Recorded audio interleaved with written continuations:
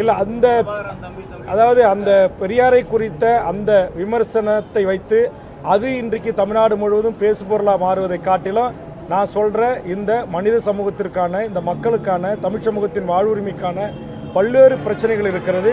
அதில் நாம் கவனம் செலுத்தினால் நாட்டுக்கும் நல்லது, நாட்டு மக்களுக்கும் நல்லது.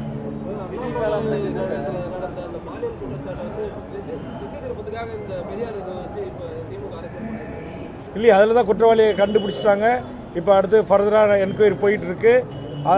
அடுத்த நாளே அவனை அரெஸ்ட் பண்ணி சிறைப்படுத்தாச்சு. குண்டாஸ் போடணும்னு சொல்லி குண்டாஸ் போட்டாச்சு. பாத்ரூமில் வழுக்கி விழ வச்சாச்சு. அதுக்கு பிறகு மேலே இப்போ உங்களுக்கு சட்டத்தையே கொண்டு வந்தாச்சு. கண்டிப்பாக அது சிசிடிவி காட்சி இருக்கு, புட்டேஜ் இருக்கு. கண்டிப்பாக அவருக்கு உச்சபட்ச தண்டனை தான் அவருக்கு கிடைக்கும்.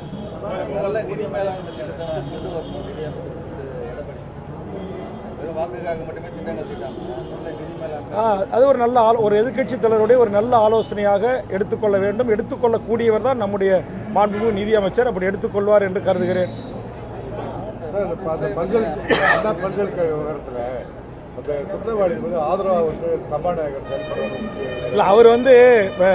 அவர் ஸ்லாங் உங்களுக்கு தெரியும், திருநெல்வேலி ஸ்லாங் என்ன கூட தெரியுது.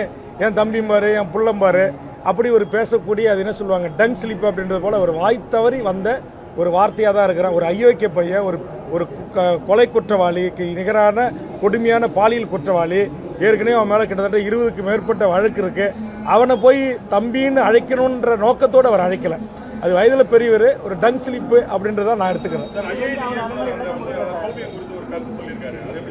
யாரு?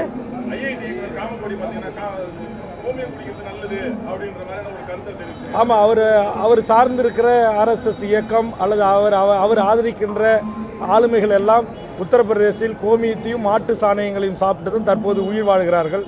அதற்கு ஒரு முன்னோடியாக தமிழர்களையும் அப்படி குடித்து நீங்கள் உயிர் வாழுங்கள் என்று சொல்ல வருகிறார். இது ஒரு கல்வியாளருக்கு அழகல்ல. அதுவும் இந்தியாவிலேயே புகழ்பெற்ற IIT-னுடைய உயர்ந்த பொறுப்பில் இருக்கக்கூடியவர்கள் இப்படி அறிவியலுக்கு புறம்பான ஒரு கருத்தை சொல்வதை நான் மிக வன்மையாக கண்டிக்கிறேன். நன்றி நன்றி நன்றி, வணக்கம்.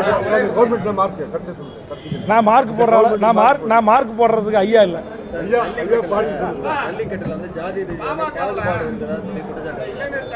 தலைவா, நான் பாமக தாண்டி வளர்ந்துட்டேன் தலைவா. நன்றி, வணக்கம். தலைவா, தமிழ்நாடு முழுக்க கொண்டாடுற ஒரு பொது தலைவரா வளர்த்துட்டீங்க நீங்க எல்லாம் சேர்ந்து உங்க ஆதரவோட. அப்புறம் எதுக்கு என்ன பழைய இடத்துக்கே கொண்டு போய் நிறுத்துறீங்க? நன்றி.